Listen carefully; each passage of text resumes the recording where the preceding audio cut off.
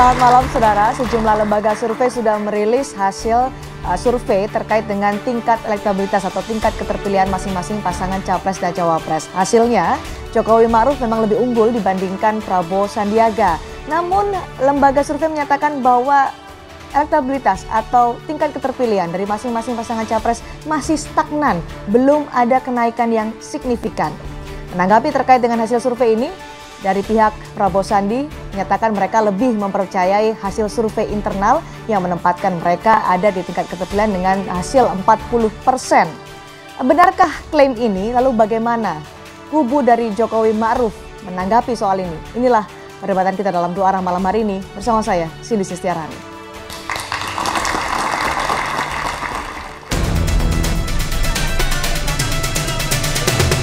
3 bulan sudah masa kampanye Pilpres 2019 bergulir. Dua kubu yang berkontestasi tidak henti atur strategi untuk menghantar Capres dan Cawapres yang diusung memimpin di Republik ini.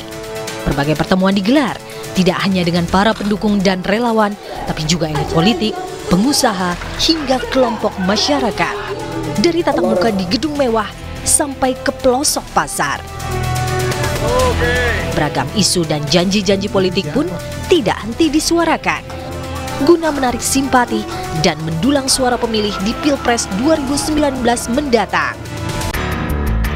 Kini 3 bulan masa kampanye bergulir, saling klaim lebih unggul terkait tingkat keterpilihan Capres dan Cawapres di masa kampanye pun tidak bisa dihindari dan jadi hal menarik untuk dicermati. Hari ini kita juga bersyukur bahwa survei internal kita sudah melewati angka 40%. Berarti ini adalah titik yang momentum yang sangat luar biasa bagi kami. Memasuki bulan Desember ini kita melewati angka 40%. Berarti saya harus all out juga. Dan saya sudah sampaikan berapapun yang saya harus keluarkan untuk memastikan Indonesia adil dan makmur, kita harus sama-sama siap berjuang bersama rakyat. Hasil riset sebelum pencalonan Cawapres, Pak Jokowi itu 53%-an. Ya. Pak Prabowo 20% lebih. Hari ini dengan Pak Sandi bergerak jadi 33-an. Jadi Pak Sandi kontribusinya 10. Nah, kalau Pak Sandi lebih tinggi dari Pak Prabowo itu yang menarik, ya. Nah, Cawapres kita belum, karena memang masih silaturahim. Beliau akan berkampanye Januari. Makanya saya bilang, ketika Pak Jokowi risetnya 53%, saya yakin akan lebih tinggi karena Pak Ma'rufnya itu masih silaturahim, baru akan bergerak memang sesuai dengan strategi loh. Itu baru bulan Januari. Lantas apa makna saling klaim yang dilontarkan kedua kubu? Dan bagaimana sesungguhnya peluang kedua pasangan Capres dan Cawapres menuju kursi istana di sisa masa kampanye Pilpres 2019?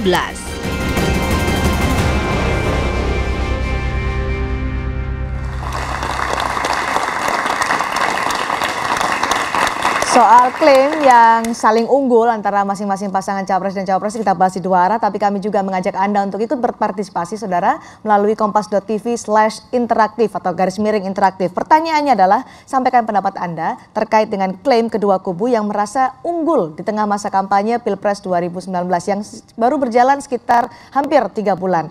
Nah, kami akan membahasnya dengan sejumlah narasumber di studio Dua Arah malam hari ini. Yang pertama dari tim kampanye nasional Jokowi Ma'ruf, ada Pak Arya Bima dari PD Perjuangan. Dan juga ada Mbak Latifah Alansori dari Partai Nasdem, juga dari tim JKN Jokowi Ma'ruf. Selamat malam, terima kasih sudah mengundang. Sementara dari Badan Pemenangan Nasional Prabowo Sandi, ada Valdo Maldini dari Partai Amanat Nasional. Assalamualaikum warahmatullahi wabarakatuh. Dan juga ada Pak Supratman Andi Aktas dari Partai Gerindra, dari Badan Pemenangan Nasional Prabowo Sandi juga. Menarik adalah ketika ada klaim dari Badan Pemenangan Nasional Prabowo Sandi bahwa melalui survei internal mereka, Prabowo Sandi sudah mendapatkan suara atau elektabilitasnya sekitar 40%. Pak Supratman bisa jelaskan angka 40% dapat dari mana? Metodologi survei internal ini seperti apa?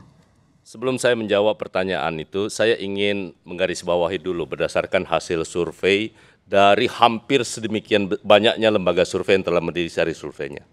kesimpulan yang kita bisa ambil bahwa mulai dari Februari sampai dengan November sekarang, bahwa penurunan cukup signifikan itu dialami oleh Jokowi Ma'ruf. Penurunan Itu signifikan. penurunan signifikan ya. Walaupun sebenarnya dari awal kami itu sebenarnya sangat yakin berdasarkan hasil yang kami lakukan bahwa sebenarnya elektabilitas dari Pak Jokowi Ma'ruf itu, Kiai Ma'ruf itu belum pernah mencapai angka 50%. Dan itu bisa kita buktikan juga dengan hasil survei terakhir dari Median ya, yang hanya Pak Jokowi Ma'ruf itu, Kiai Ma'ruf maksud saya, itu hanya mendapatkan ada di angka 47%. Nah, kami tidak pernah merilis kepada publik karena ini kan soal ada dua hal yang harus kita bedakan, Mbak. Yang pertama adalah ada lembaga survei, ya itu harus memenuhi metodologi ilmiah. Ya. Tapi di sisi yang lain, ini kan ada lembaga survei yang bertindak sebagai konsultan. Nah, kalau bertindak sebagai konsultan, inilah kemungkinan wajah survei yang ada di publik. Itu harus dibuktikan, Itu satu, tapi ya. terkait dengan klaim Yang kedua, dari Badan Pemenangan Nasional ada 40%. Sama dengan yang kami elektabilitas Prabowo lakukan ya, Sandi. itu membuktikan. Ada Median yang sudah melakukan. Di survei internal kami, bahwa yang lembaga konsultan yang mendampingi tim Prabowo Sandi itu, yang sekarang bersama-sama dengan Pak Sandi, bahwa memang angkanya yang kami dapatkan bahwa sudah lebih dari 40%.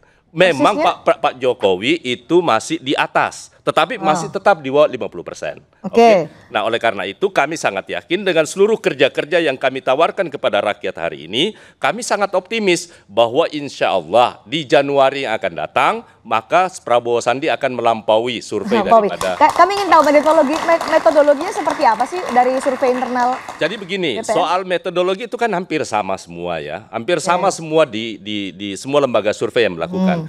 Cuman ini kan ada yang berbeda. Maksud saya kalau ada lembaga survei yang bertindak sebagai konsultan politik juga, maka tentu itu harus diumumkan kepada publik. Kan gitu, kalau itu dia jadi dirilis. Ada yang berpihak kalau kepada Jokowi Ma'ruf. Ya. Nah, itulah yang saya selalu katakan bahwa ini yang tidak pernah terjadi di survei yang kebetulan bertindak sebagai konsultan politiknya Pak Jokowi. Oke, ada dua yang harus ditanggapi oleh Pak Arya. Pertama soal hasil survei, ada konsultan politik kemudian menempatkan Jokowi Ma'ruf tidak lebih dari 50% dari Median, kemudian suaranya juga cenderung stagnan. Kedua adalah yang perlu ditanggapi soal klaim dari BPN 40% untuk Prabowo Sandi. Ya monggo lah ya, ini sikap kami dari tim kampanye nasional Pak Jokowi Kiai Haji Ma'ruf Amin melihat bahwa menghargai semua hal yang terkait dengan survei yang ada. Ya, kita hargailah yang namanya instrumen survei ya. Kita lihat bahwa hal-hal yang menyangkut angka-angka yang realistis kita hargai ya. Angka-angka yang terlalu tinggi ya, antar survei dengan yang lain juga kita hargai aja. Jadi kita nggak terlalu melihat bahwa survei ini tidak membuat kandidat itu menjadi tambah elektabilitasnya atau mempengaruhi kemenangannya, karena bagi kami survei hanya sebagai suatu variabel saja cara kita melihat sejauh mana tingkat popularitas, sejauh mana statement-statement yang disukai oleh rakyat dengan segmented masing-masing gitu loh. Jadi kita nggak usah terlalu mikir-mikir amat. Kalau tim kampanye Pak Prabowo mengklaim 40%, silakan 60%, 70% juga tidak apa-apa kan itu kan. Bukan ancaman jadi artinya hasil survei internal ini. Jadi kalau ada tim surveinya internal mengklaim 40, 50, 60 monggo. Jadi kita tidak melihat itu sebagai suatu ancaman, tapi bahwa kalau ada hal-hal yang rentang hasil surveinya itu kejauhan dengan yang mayoritas, tentu survei itu kan tidak asal-asal survei, entah yang konsultan, entah yang itu memang profesional, semua ada hal-hal yang menyangkut kode etik, standar akademis, metodologi. Jadi tentunya kita hargai, dan bagaimana instrumen demokrasi sekarang ini alamnya pakai survei, ya kita lihat, kita apresiasi. Kalau yang cocok ya kita lihat itu cocok, kalau terjadi hal yang sangat jauh ketimpangannya, ya itu mungkin lembaga surveinya abal-abal, tapi saya hargai kalau memang ada lembaga survei yang dipakai untuk tim Pak Prabowo dan Pak Sandi sekarang sudah mencapai 40. Jadi, saya apresiasi aja. Tidak masalah untuk tim JKN. Kita nggak apa-apa.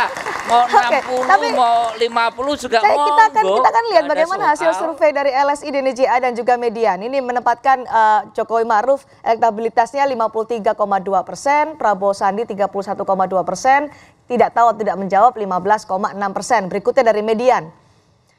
Kita lihat hasilnya dari Median untuk survei elektabilitas atau tingkat keterpilihan. Jokowi Ma'ruf 47,7%, Prabowo Sandi 35,5%, tidak tahu dan tidak menjawab 16,8%. Anggapannya bahwa kalau petahana belum sampai 60% itu belum aman, Pak Arya.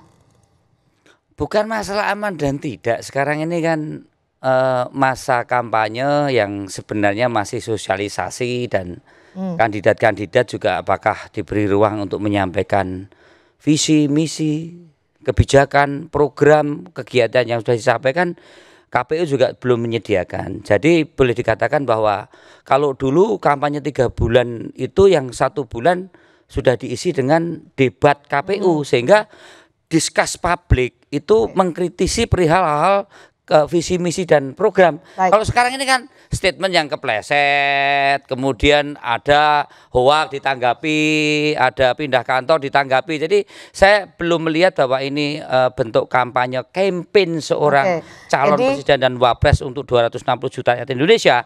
Ini baru sekedar hiruk pikuknya suasana kampanye, tapi belum menunjukkan kampanye. Tapi nggak ada juga survei tandingan, survei internal tandingan untuk. Oh, kalau survei internal kita terus ada, tidak hanya tingkat nasional tapi juga kita micro targeting per kabupaten kota, kita lihat betul sejauh mana tingkat elektabilitas dan popularitas. Hasilnya unggul juga dong berarti itu pasti, Jokowi Ma'ruf. tapi ya itu kan tidak perlu kami sampaikan ke publik.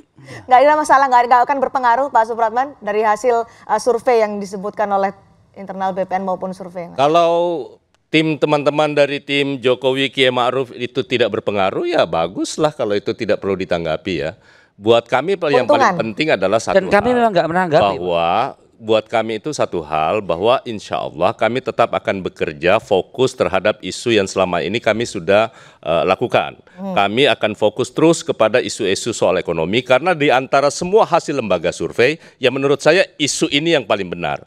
Bahwa semua perhatian publik mata itu tertuju kepada kegagalan pemerintahan Jokowi JK hari ini untuk mengangkat isu ekonomi, isu kesejahteraan, isu kemiskinan. Coba kita ambil lembaga data survei ya. mana yang mengatakan Semuanya, bahwa kegagalan? Mana lihat buka semuanya aja. itu lembaga survei menyatakan, termasuk kalau Anda bisa lihat perhatikan hanya di Median survei internal Pak di Prabowo Median yang itu menyatakan di Median itu menyatakan bahwa orang yang semakin mengkritisi kuantitatif dong, lembaga survei mana? Semuanya hampir semua menyatakan sebentar kepuasan publik semuanya menyatakan kepuasan publik di atas 70. Iya, tetapi semua di survei terakhir termasuk Kompas menyatakan bahwa persoalan utama ekonomi kita itu yang tidak mampu diselesaikan oleh pemerintah kita. Masalahnya di mana? Aku tidak dramatisir. Kita bicara soal angka-angka. Kita bicara soal angka-angka dulu. Jadi masalahnya kita bicara dulu soal angka ya. Nanti ditanggapi.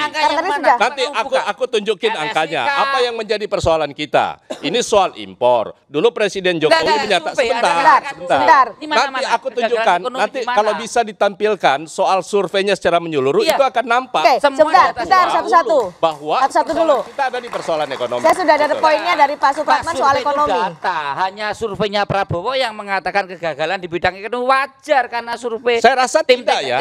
Termasuk survei Kompas juga menyatakan hal yang seperti itu. Silakan coba Kompas dulu. Saya berdiri di sini untuk membahas menyangkut itu soal bagaimana penurunan di tingkat ekonomi kita, soal kesejahteraan, soal ekonomi dan juga kesejahteraan. Sudah dapat poinnya Pak Supratman. Pak Arya, soal ekonomi kesejahteraan itu menjadi titik kelemahan dari Jokowi Ma'ruf. Kalau menurut dari Pak Supratman. Sekarang kita mau lihat apa sih?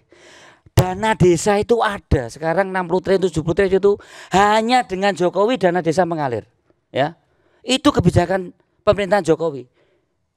Sekarang itu 7 triliun mengalir ke desa, arus misal ke bawah. Ya, kredit usaha rakyat dari zaman sebelumnya itu 24%, 21%. 9%, terakhir 7%. Sangat membantu usaha kecil menengah mikro, ya kan? Kemudian kalau kita BPJS, penerima PJBS itu sekarang sudah lebih 2 kali lipat. PPJS itu ya zaman Pak Jokowi. Sebelumnya juga belum ada. Rakyat menikmati. Baik.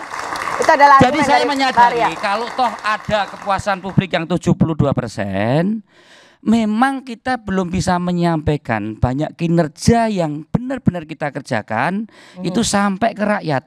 Maka waktu yang nanti Januari ke April kita akan jelaskan benar-benar kita jelaskan kehendak baik Pak Jokowi dan Kiai Ma'ruf bahwa ini bukan citraan, ini bukan hoak. Memang ada sesuatu yang dikerjakan oleh Pak Jokowi selama 4 tahun ini untuk rakyat dan rakyat itu saja. Januari sepertinya akan menjadi pertarungan paling sengit dalam masa kampanye Pilpres 2019 karena tadi sudah dijelaskan Januari akan muncul kampanye dan juga Januari akan diklaim oleh tim BPN akan mengungguli Jokowi Ma'ruf. Benarkah demikian? Kami akan bahas di Dua Arah selepas jeda.